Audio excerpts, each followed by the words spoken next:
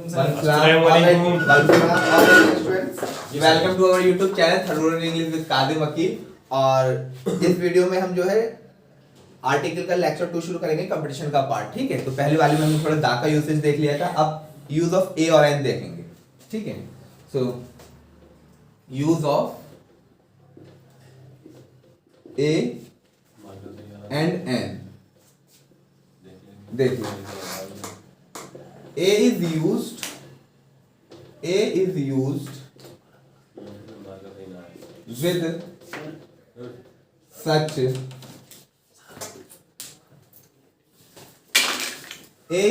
with such words.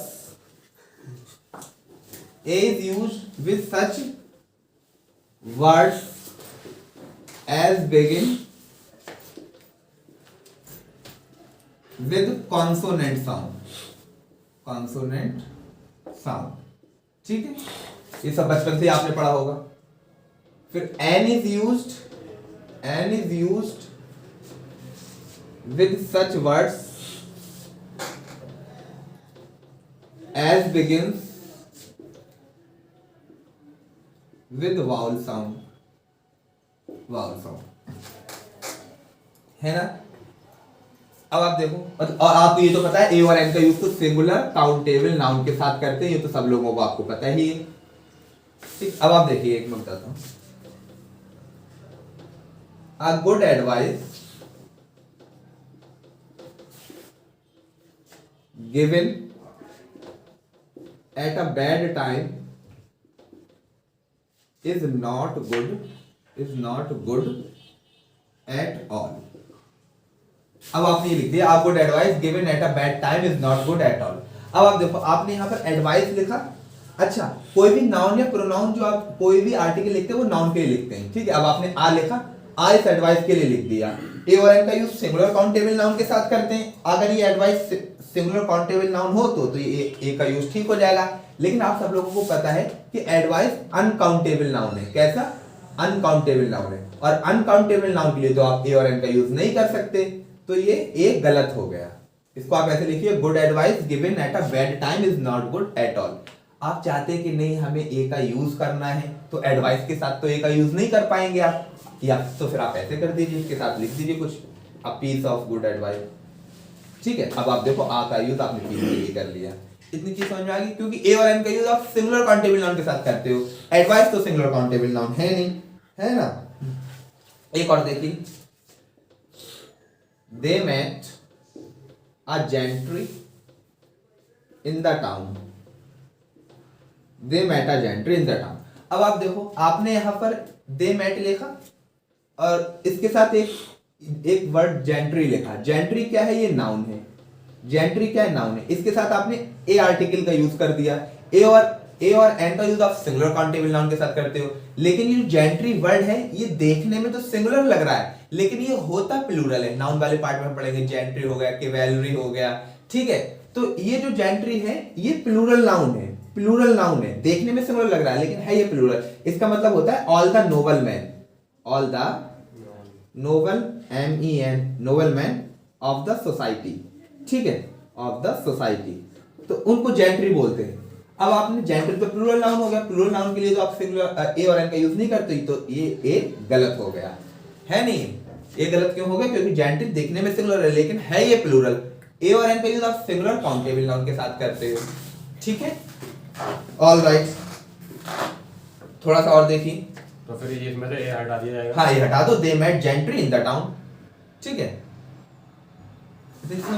अच्छा, they met the gentry भी कर सकते हो, दे मेट द जेंट्री, तो फिर इनकी जगह आप ऑफ द टाउन लिख दो। जब आप ऑफ द टाउन लिख दोगे ना, तो ये जेंट्री को डिफाइन कर दोगे आप कि किस टाउन की जेंट्री, मतलब किस जेंट्री से, टाउन की जेंट्री से, तो फिर आप दा भी लिख सकते हो, लेकिन आ नहीं लिख पाओगे, क्योंकि दा का यूज तो सिंगुलर, प्लूरल और अनकाउंटेबल नाउन तीनों के साथ कर सकते हैं, है ना। ऑल राइट, अब थोड़ा सा और आगे बढ़ते हैं।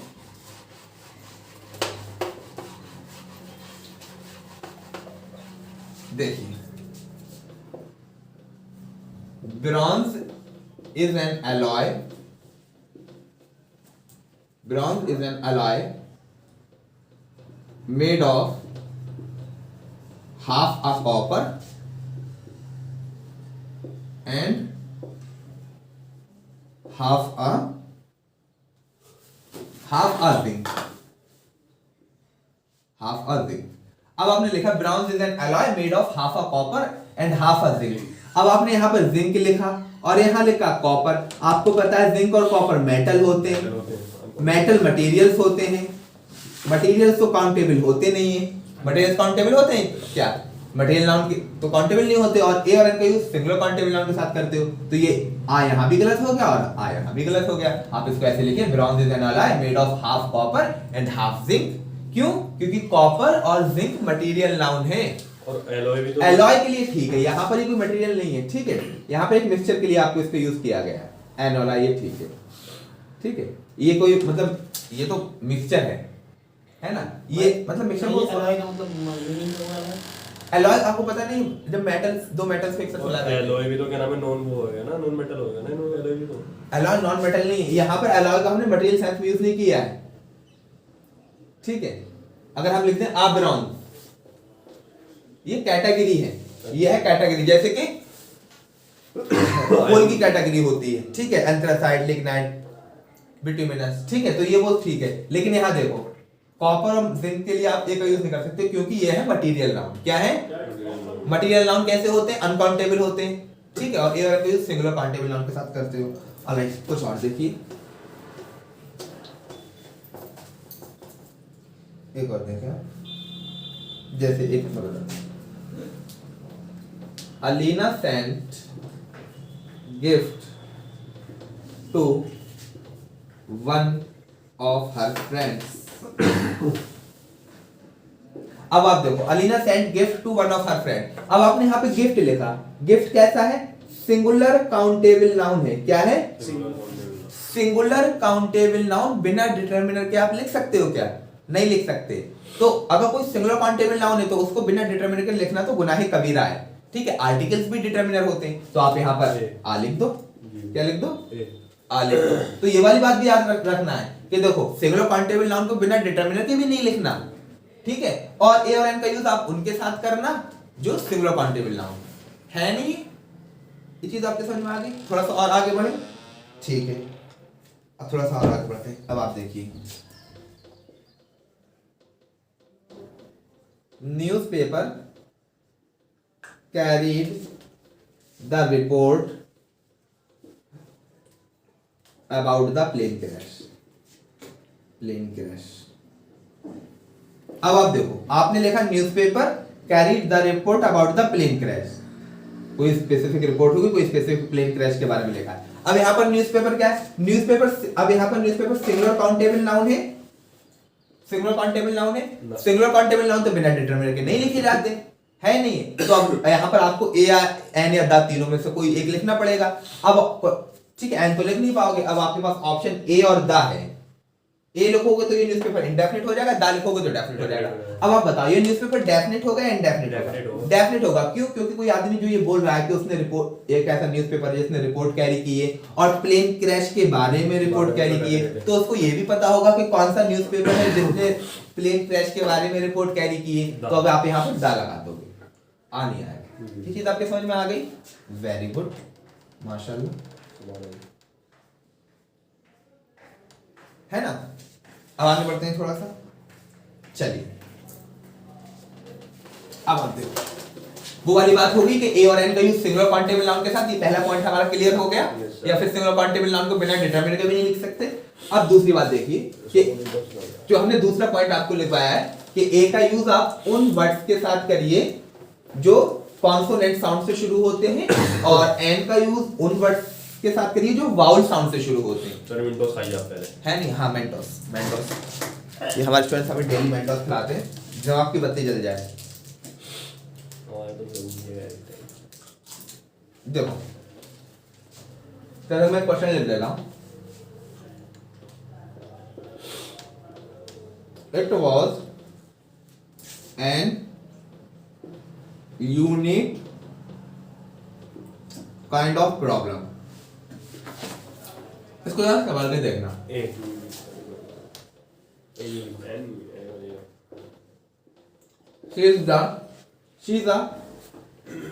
she is the heir to all this property, this is very important. ये ठीक है। अब और देखो, आपको ए का यूज मेंटल खिलवा के आज अब आपको उसमें जाती होगी, आपको ए का यूज करना होता है किसके लिए, उन वर्ड से पहले जो कॉन्सोनेंट साउंड से शुरू हो, है ना, और एन का यूज उन वर्ड से पहले जो वाउल साउंड से शुरू हो। हम बचपन में पढ़ते थे ना, 5वीं 6वीं क्लास में भी वो आता था, ए और एन का यूज आर्टिकल आता था, तो उसमें ये लिखा होता था कि ए का यूज आप उन वर्ड से पहले करिए जो वाउल से शुरू हो, और सॉरी कॉन्सोनेंट से शुरू हो, और एन का यूज उन वर्ड से पहले करिए जो वाउल से शुरू हो। और फिर उसमें ऐसे वर्ड्स भी दिए हुए होते थे जो वाउल से शुरू होते थे और वाउल साउंड प्रोड्यूस करते थे, लेकिन जरूरी नहीं है कि हर एक वर्ड जो वाउल लेटर से शुरू हो वो वाउल साउंड भी कंटेन करता हो। और फिर इसका वाइस वर्सा सुनिए, जरूरी नहीं है कि हर एक वर्ड जो कॉन्सोनेंट लेटर से शुरू हो कॉन्सोनेंट साउंड भी कन्वे करता हो, है ना। अब मैं आपको बताता हूं, देखो इधर देखिए, इंग्लिश में एक अल्फाबेट है, कितने अल्फाबेट एक है, ठीक है। इंग्लिश के अंदर जो साउंड्स होती हैं वो दो तरीके की होती हैं, साउंड्स, वाउल साउंड और कॉन्सोनेंट साउंड, ठीक है। और इंग्लिश में लेटर्स भी दो तरीके के होते हैं, वाउल लेटर्स और कॉन्सोनेंट लेटर। देखो इंग्लिश में जो साउंड वाउल साउंड है वो है 20, कॉन्सोनेंट साउंड्स कितनी है 24। अच्छा, इंग्लिश में जो वाउल लेटर्स हैं वो 5 हैं और कॉन्सोनेंट कितने हैं 21। अब आप देखो ये कितने हो गया 44, और मतलब साउंड्स कितनी होगी इंग्लिश के अंदर, 44 और लेटर्स कितने हो गए 26। दोनों के बीच का डिफरेंस कितना आया 18 आया। अब आप एक चीज ध्यान से देखिए कि नंबर ऑफ जो लेटर्स हैं वो कम है, साउंड्स ज्यादा हैं, तो इसकी वजह से इंग्लिश में जो प्रोनाउंसिएशन है वो डिफिकल्ट है। डिफिकल्ट होने की वजह एक यही है, कुछ लेटर्स का नंबर तो कम है लेकिन साउंड ज्यादा है। जैसे मैं आपको एग्जांपल बताता हूं, ट्यूशन, ट्यूटर। अब देखो यहां पर भी टी लिखा हुआ है और यहां पर भी टी लिखा हुआ है, लेकिन यहां पे टी का साउंड शा वाला आ रहा है और यहां पे टी का साउंड टा वाला आ रहा है, तो एक ही लेटर दो अलग अलग साउंड कन्वे कर रहा है नहीं। एक और देखिए, जैसे चेरी, शैंपेन, ठीक है, भाई मेरा। अब आप देखो यहां पर भी आपने सी लिखा, यहां पर भी सी लिखा, यहां पर भी सी लिखा, लेकिन यहां पे जो सी का साउंड है वो चा वाला है। एक्चुअली बात यह है कि जितने भी जो इंग्लिश के खुद के लेटर्स हैं उसमें सी का साउंड चा होता है, फिर वो लेटर्स जो फ्रेंच से इंग्लिश में आए हैं उनमें सी का साउंड शा होता है, फ्रेंच के अंदर फ्रेंच से जो लेटर आए हैं, ठीक है, और वो लेटर्स जो ग्रीक से इंग्लिश के अंदर आए हैं उसमें सी का साउंड का होता है। तो देखिए एक लेटर है, 3 अलग अलग साउंड कन्वे कर रहे हैं, तो इसकी वजह से इंग्लिश में प्रोनाउंसिएशन। तो हमें कैसे पता चलेगा ये फ्रेंच का या ग्रीक का है? कोई बात नहीं, आपको जानने की जरूरत नहीं, धीरे धीरे पता चल जाएगा जैसे जैसे आगे बढ़ते रहोगे, ठीक है नहीं। मतलब मैं आपको ये समझाना चाह रहा हूं कि देखो जो साउंड्स हैं वो ज्यादा है, लेटर्स कम है, तो इसकी वजह से उसका ही तो प्रोनाउंसिएशन डिफरेंट मतलब डिफिकल्ट होता है, नहीं होता है, ठीक है। तो ये एक वजह है, ये चीज आपके समझ में आ गई। मतलब ये तो सिर्फ नॉलेज के लिए मैं आपको बता रहा हूं, है ना, ठीक है। तो बात ये है कि कोई भी लेटर जो कोई भी वर्ड जो वाउल से शुरू हो, जरूरी नहीं है कि उसके अंदर वाउल साउंड हो। वाउल साउंड क्या होती है, देखो मतलब वाउल साउंड ऐसी साउंड होती है जिनको जब आप प्रोड्यूस करते हो तो आपके जो वोकल कॉर्ड होता है उसके अंदर जो एयर फ्रिक्शन होता है वो नहीं प्रोड्यूस होता, ठीक है। मतलब सिंपल खासा बताऊं, आप वाउल्स को ए आई ओ यू मतलब बिना टंग को मूव कराए भी बोल सकते हो, और लेकिन जो कॉन्सोनेंट साउंड होती हैं उनको बोलने के लिए आपके जो एयर पैसेज होता है उसमें हवा रुकती है, आपको स्ट्रेन करना पड़ता है। या मैं सिंपल लैंग्वेज में ऐसे बताऊं कि आपको जबान का मूवमेंट कराना पड़ेगा, है नहीं है ये चीज समझना। इसी वजह से जो एनिमल्स होते हैं ना, एनिमल्स वो कॉन्सोनेंट साउंड प्रोड्यूस नहीं करते, समझ में आ गया, क्योंकि उसमें जबान का मूवमेंट कराना पड़ता है चीजों के लिए, ठीक है। अब आप देखो ये चीज आपके समझ में आ गई, ये चीज समझ में आई, इसको मिटा देते हैं। अब मैं आपको एक चीज बताता हूं, देखो आपको क्या याद करना है।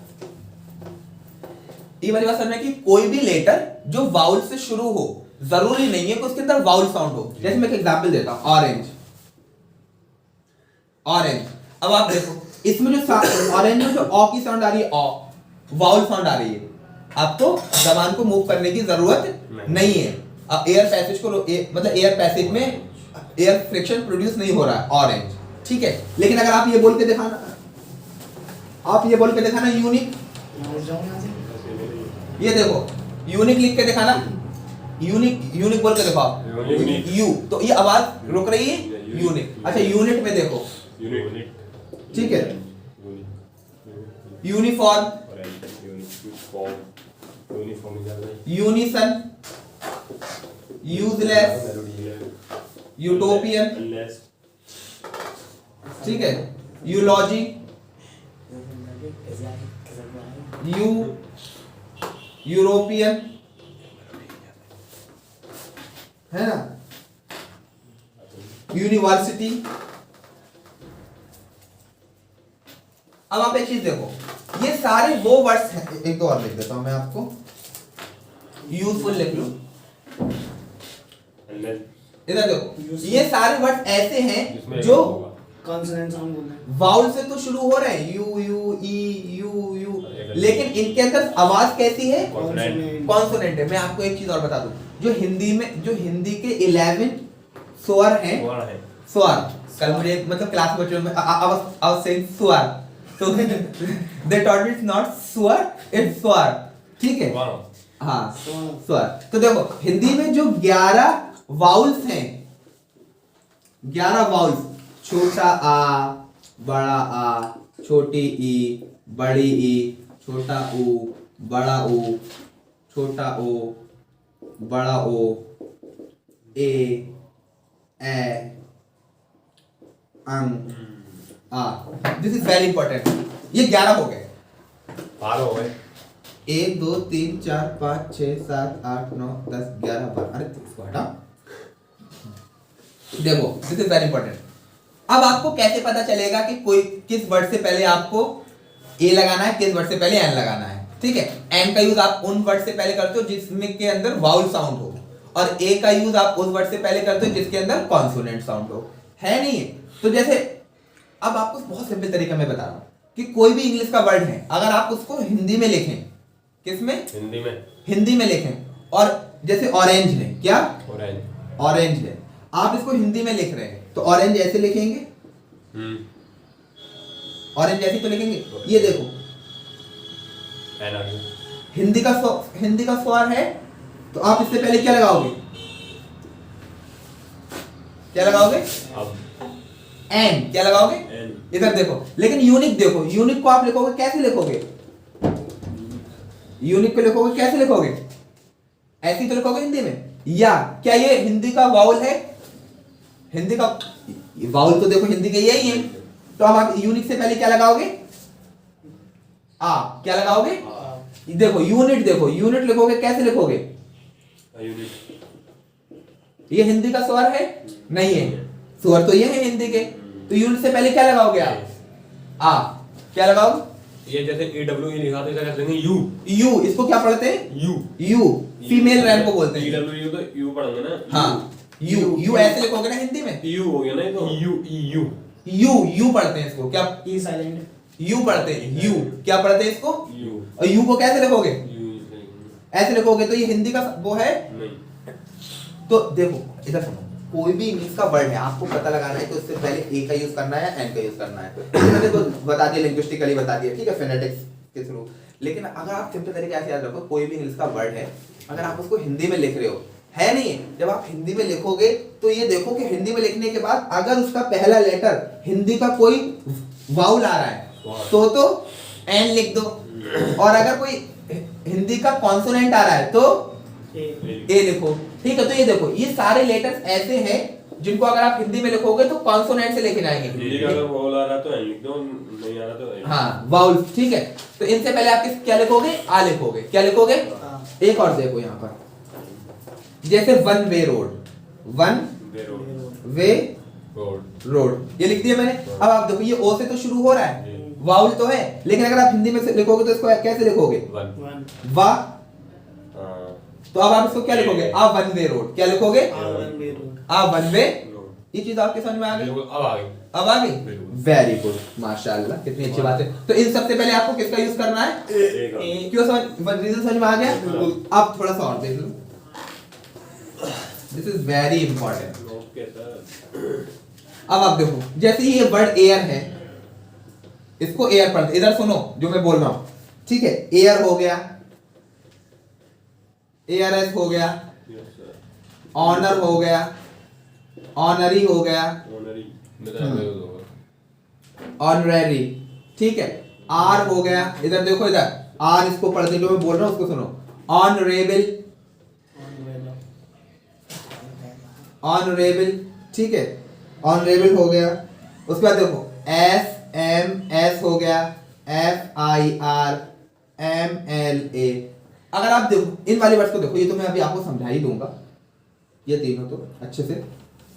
ये जो वर्ड एयर है, इसको एयर पढ़ते हैं, हेयर नहीं पढ़ते। क्या पढ़ते हैं? एयर। इसको एयर एस पढ़ते हैं, इसको ऑनर पढ़ते हैं, इसको ऑनरी पढ़ते हैं, इसको आर पढ़ते हैं, इसको ऑनरेबल पढ़ते हैं। अगर ये आप वर्ड देखोगे तो इनका पहला लेटर क्या है? एच। कॉन्सोनेंट है। क्या है? क्या है? कॉन्सोनेंट, एच है, मतलब कॉन्सोनेंट। लेकिन इसमें एच साइलेंट रहता है। क्या रहता है? साइलेंट। अगर आप इसको लिखोगे तो ऐसे लिखोगे, एयर। क्या लिखोगे? इसको लिखोगे एयर एस, एयर एस। तो ये देखो, हिंदी के वो आ रहे, आप इसको ऑनरी पढ़ते हैं, ऑनरेरी, ऑनरी, ठीक है? देखो, तो इन सबसे पहले आप क्या लगाओगे? क्या लिखोगे? एन। एन। क्या लिखोगे? एन। क्या लिखोगे? एन लिखेंगे, है ना? अब आप देखो, यहां पर आपने क्या लिखा? It was an unique kind of problem. ये गलत हो गया। क्यों? क्योंकि यूनिक का साउंड कैसा है? कॉन्सोनेंट साउंड है। तो आपको यहां क्या लिखना पड़ेगा? आ। She is a heir to all this property. Heir में कैसा वाउल साउंड है? एन। एन। अब आप देखो, ये एसएमएस है। अगर आप एसएमएस को लिखोगे तो ऐसे लिखोगे, एस एम एस, ऐसे तो लिखोगे। ये देखो, वावल। एफ आई आर को लिखोगे, एफ आई आर। आर। पहला देखो, इतनी समझ में आई? अब मैं आपको कुछ बता दूं, दिस इज वेरी इंपॉर्टेंट, ठीक है? Very very important. अच्छा, ये सब एसएमएस की, एसएमएस, एफआईआर, एमएलए, ये तो है एब्रिविएशंस। ये क्या है? एब्रिविएशंस, ठीक है? अब मैं जो बता रहा हूं, this is extremely important. F H L M N S R X, F H L M N S R X. 1 2 3 4 5 6 7 8, हाँ, इतने तो हो गए। देखो, अगर ये लेटर्स किसी एब्रिविएशन का पहला पार्ट है, मतलब पहला लेटर है, तो उनसे पहले आप एन का यूज करो। जैसे अगर आप एफ को लिखोगे, अगर आप एफ को लिखोगे, इधर देखो, अगर आप एफ को लिखोगे तो कैसे लिखोगे? लुक एट हियर, एफ को लिखोगे तो कैसे लिखोगे इंग्लिश में? एफ, ठीक है? अगर आप एच को लिखोगे तो कैसे लिखोगे इंग्लिश में? एच। एच। ऐसे तो लिखोगे। ये चीज आपको समझ में आ गई? तो एला। अगर ये लेटर्स किसी एब्रिविएशन का पहला पार्ट है, मतलब पहला लेटर है, तो आप क्या लिखोगे? एन लिखोगे। क्या लिखोगे? अब थोड़ा सा और आगे बढ़ते हैं, है नहीं? ये चीज आपके समझ में आ गई? तो ए का यूज आप उन वर्ड से पहले जो कि कॉन्सोनेंट साउंड कंटेन करते हो, और एन का यूज उन वर्ड से पहले जो वाउल साउंड कंटेन करते हो, है नहीं? अच्छा, अब देखते हैं, थोड़ा सा आगे बढ़ते हैं। देखो, इट वॉज यूनैनिमस डिसीजन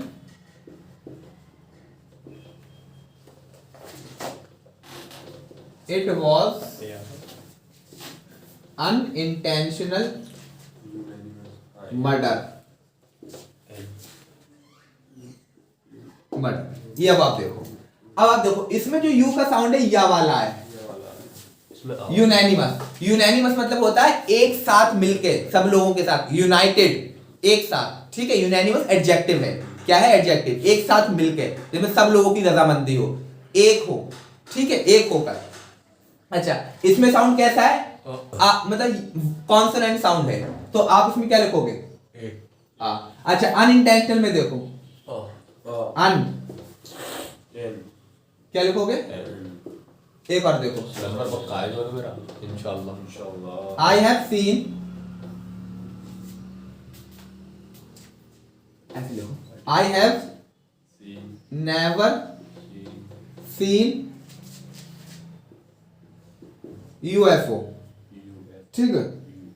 अब फिर देखो, तो a I have seen unidentified identified flying object, flying object. अब आप देखो ए और एन, ऊपर वाले में क्या आएगा, ए यूएफओ को लिखोगे तो कैसे लिखोगे, यू यू लिखेंगे ना, इसमें क्या आएगा, और इसमें अन अन। माशाल्लाह, इसी बात समझ में आ गया, यस सर, वेरी ये गुड। आगे तो एक नंबर तो पक्का है इंशाल्लाह। अभी अभी सारे नंबर आएंगे, यस ठीक है। अब आप देखो, अब हम कुछ बढ़ाते हैं थोड़ा सा और, इधर देखो, सर आप हमें शीट करा दिए राय, शीट में आपको दूंगा, नहीं दिएगा मत, कराइए, सामने बिठा के लेने दो। बिल्कुल। Alina is Alina SBI employ, एस थोड़ी ना वो बोलता हूँ। Ayan is SEBI employ. इधर देखो, जो मैं बोलता हूँ वो भी सुना करो, सेबी एम्प्लॉय। एस एस दोनों में एन आएगा। अच्छा, हाँ, ये आएगा, एस बी आई एस नहीं सर, ऊपर वाले में ए आएगा, नीचे वाले में एन आएगा। इधर देखो, पहले तो सेबी की फुल फॉर्म सुनो, से भी से तो से थोड़ी ना security education board of education ऐसे कुछ कर दो। Security board, security and exchange board of India, security and exchange board of security and action exchange board of India. इधर सवाल को सुनो जो मैं अब बताऊंगा आपको, कल इसकी चेयरमैन बनी Exchange माधवाईपुरी वंश माधवाई पूरी बोर्ड ऑफ, इंडिया। और एसबीआई की फुल फॉर्म तो आपको सबको पता है, state bank of India, state bank of State India, bank of India. Bank of India. And जो मैं बता रहा हूँ this is very important, very very important. State SBI, इसको आप क्या पढ़ रहे हो, एस और इसको क्या पढ़ रहे हो, से सेबी, इसको क्या पढ़ रहे हो, एन और ए सेबी, इसको आप ऐसे पढ़ रहे हो, एस ई बी आई, ऐसे नहीं पढ़ रहे, इसको पढ़ रहे हो सेबी, सेबी। इसको पूरा वर्ड की तरह पढ़ रहे हो, और इसको पढ़ रहे हो Yes. इंडिविजुअली। Yes. इधर देखो, state bank of India, India, ये पूरी क्या है, ये नाउन फ्रेज है, क्या है, नाउन, ये है नाउन फ्रेज। जब आप नाउन फ्रेज के पहले पहले इनिशियल को उठा के लिख, इस तरीके से लिख देते हो, और उन इनिशियल्स को इंडिविजुअली प्रोनाउंस करते हो, S B I, state bank of India. फिर से सुनो, जब आप नाउन फ्रेजेस के पहले पहले लेटर को उठाकर लिख देते हो और उन लेटर्स को एज इट इज पढ़ते हो, तो आप उनको बोलते हो एब्रेविएशन। क्या बोलते हो, abbreviation, एब्रेविएशन। Security and exchange board of India, security का एस, एक्सचेंज का ई, बोर्ड का बी, और इंडिया का आई। जब आप किसी नाउन फ्रेज के पहले पहले पहले लेटर को उठाकर लिख देते हो, और फिर उसको आप वर्ड की तरह पढ़ते हो, किसकी तरह, एक मतलब पूरा वर्ड की तरह पढ़ते हो, तो आप उसको बोलते हो एक्रोनिम। क्या बोलते हो, एक्रोनिम बोलते हो। ये चीज आपके समझ में आई। एक्रोनिम क्या होते हैं, वर्ड होते हैं, क्या होते हैं, और एब्रिविएशंस लेटर्स होते हैं। दोनों में सिमिलरिटी क्या है कि एक्रोनिम्स भी जो होते हैं वो नाउन फ्रेज के पहले पहले लेटर से मिलके बनते हैं, और एब्रिविएशंस भी। ये चीज आपकी समझ में आ गई। अब मैंने आपको जो बताया था वो देखो, F H L M N S R X. This is very important. आग में छुड़ा दो। अगर आप कभी भी किसी नाउन फ्रेज के लेटर से उठा के एब्रिविएशन बनाओ, क्या बनाओ, और उन एब्रिविएशन में उस एब्रिविएशन का इनमें से कोई जो पहला लेटर है वो इनमें से कोई एक हो, कोई नाउन फ्रेज उठाई आपने, उसकी एब्रिविएशन बनाई, एब्रिविएशन बनाओगे और उस एब्रिविएशन का जो पहला लेटर है वो इनमें से कोई एक है, किसमें से, इनमें से जो मैंने लिखा F H L M N S R X, इनमें से कोई एक है, तो आप क्या लिखोगे, एन लिखोगे, क्या लिखोगे, अब देखो एस बी आई, ठीक है, इतनी बात समझ में आ गई। अगर मैं जैसे एनीबॉडी कैन डांस का मैं एब्रिविएशन लिख दूं ए बी सी डी, इसमें ए आएगा, अच्छा वो अभी बताओ, उसमें भी आना जाएगा, उसमें तो ए वाला वो आ रहा है ए, अच्छा ए, हाँ तो अगर तो वो तो एब्रिविएशन भी नहीं है, इतनी चीज समझ में आ गई। एनीवे अगर आप कोई नाउन फ्रेज को पहला लेटर उठाओ, मतलब ये तो वर्ड ही है, इसमें तो आप अब देखो इसके अंदर तो साउंड ही वो आ रहा है, कॉन्सोनेंट से भी ऐसे कर तो करके तो लिखोगे से भी, ये चीज आपको समझ में आ गई, ये चीज समझ में आ गई, आगे बढ़े। तो देखो आप इसमें ए क्यों आया सेबी में, सेबी वर्ड है, सेबी को कैसे लिखोगे, अच्छा सेबी वर्ड, हाँ वो एब्रिविएशन, और वो एब्रिविएशन है, Abbreviation, जो ये है एक्रोनिम, एक्रोनिम होते हैं वर्ड, Words, एब्रिविएशन वर्ड्स नहीं होते, वो लेटर्स होते हैं। अगर कोई एब्रिविएशन है उस एब्रिविएशन का पहला लेटर इनमें से कोई एक ये है पहला, तो आप क्या लिखोगे, एन लिखोगे, ये चीज आपके समझ में आ गई, ऑल राइट, आगे बढ़े। एब्रिविएशन मतलब इंडिविजुअल, एब्रिविएशन में हम जो लेटर्स होते हैं उनको इंडिविजुअली प्रोनाउंस करते हैं, और एक्रोनिम के अंदर लेटर्स को इंडिविजुअली प्रोनाउंस नहीं करते बल्कि एज इट इज पढ़ते हैं, ठीक है। ओके ये चीज बहुत अच्छी बता दी सर, थैंक यू। अब आप देखो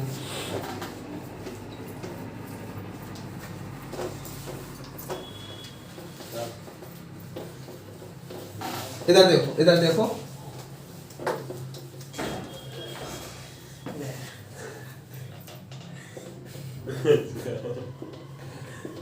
he received NOC from the ये तो वो है एब्रिविएशन, ministry, अभी रुको, तू बता दे पहले, तू बता दे, बताता हूँ, तू बता दे, अब तो ये भी चल रहा है बहुत, England is NATO country, NATO को मतलब यार बता, इंग्लैंड इज नेटो कंट्री। अब आप देखो ये है एब्रिविएशन और ये है नेटो, NATO, नेटो, नेटो पूरा वर्ड है, नेशनल अटलांटिक ट्रीटी ऑर्गेनाइजेशन, हाँ, नॉर्थ अटलांटिक ट्रीटी ऑर्गेनाइजेशन 1949 में बनी थी, ब्रसल्स के अंदर 47 में, 49 में, 49 मैं समझ रहा हूँ सर, करने के लिए ब्रसल्स में है इसका हेडक्वार्टर, 30 मैन मरे इसमें, ठीक है। इस नेटो का इस बार नेटो से पक्का क्वेश्चन आएगा, यूएन से क्वेश्चन आएगा, जरूर जरूर, यस सर, समझ में आ गया, बताइए, कुछ चल आप रहा है। बताएंगे इन दोनों चीजों को, अब आप देखो, हम मैं बता दूंगा और तुम्हें भी खुद भी पढ़ना है। इधर देखो ये है एब्रिविएशन, और ये है एब्रिविएशन, और एब्रिविएशन में उनमें से जो 7 लेटर्स मैंने लिखा F H L M N X लिखवाया है, Yes, sir. उनमें से पहला है एन और ये ए आगे बढ़े थोड़ा, बिल्कुल बिल्कुल, इधर देखो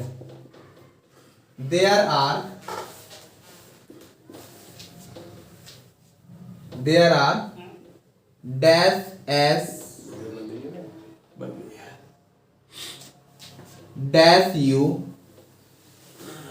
ये समझना इम्पोर्टेंट है, dash P dash E class में तो आगे बहुत समझना है, and dash r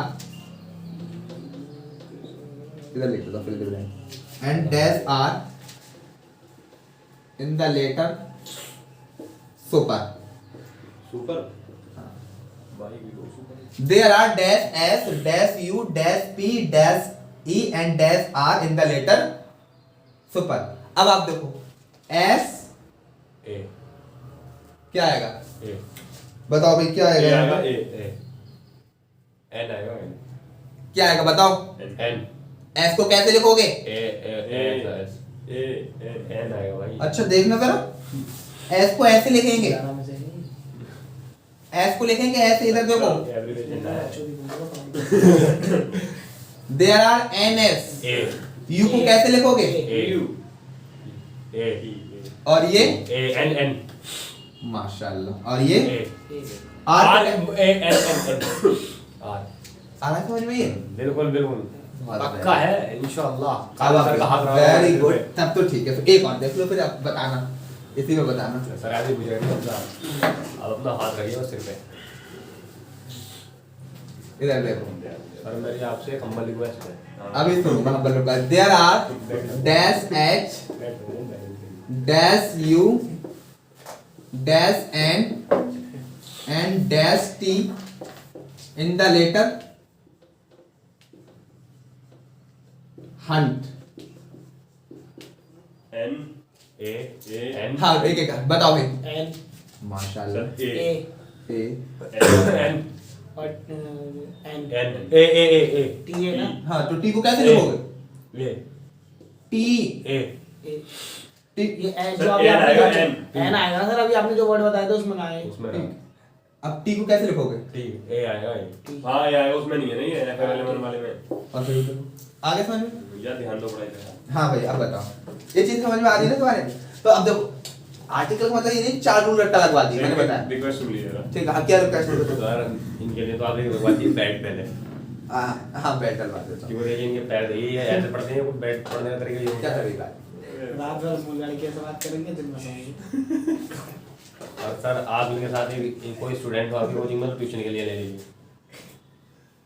रिकॉर्ड हो रही है कमीनो, अभी फेंक दूंगा मोबाइल उठा के, खामोश बैठे रहो, 100 लोग देखते हैं। शर्म कर लो। सर मैं ये कह रहा हूँ इसमें एब्रिविएशन का तो कोई सीन नहीं है ना, हंट में और सुपर में। नहीं नहीं नहीं, ये तो वर्ड है पूरा, वर्ड है ना Word है। हंट वर्ड है, लेकिन मैं तुम्हें बता रहा हूँ मतलब इस तरीके से आपको चीज एनालाइज सर करना। हंट भी वर्ड है, सुपर भी वर्ड है। सुपर स्मेल तो मैग्नीशियम और खामोश बैठा करो तुम यहाँ, वरना कोई लेना मत रहा है। चलो भाई आगे बढ़ते हैं। अब यूज ऑफ द देखो, this is very important. Okay sir. Use of the, use of dal. The और दी भी पढ़ देते हैं द, एनीवे।